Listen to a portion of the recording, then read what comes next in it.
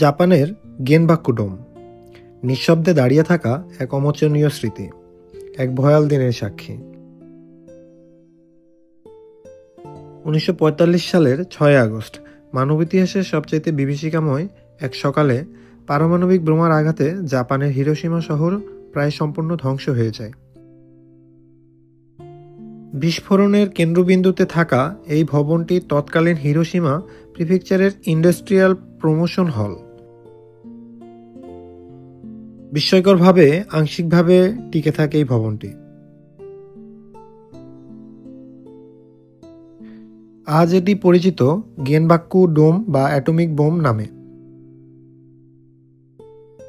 ধ্বংসস্তূপের মধ্যে থাকা এই ভবনটি আংশিকভাবে দাঁড়িয়ে আছে এক শোকাবহ স্মারক হয়ে,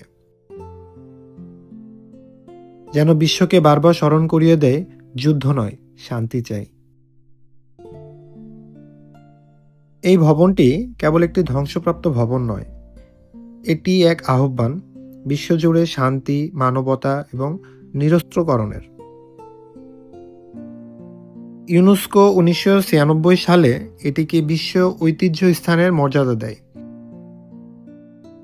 যেন ইতিহাস কখনো ভুলে না যায়। প্রতি বছর লক্ষাধিক মানুষ এখানে আসে নীরবে শ্রদ্ধা জানাতে, হৃদয়ে প্রতিজ্ঞা নিয়ে ফিরে যায়, যেন এমন ইতিহাস আর না ঘটে পৃথিবীর অন্য কোনো প্রান্তে।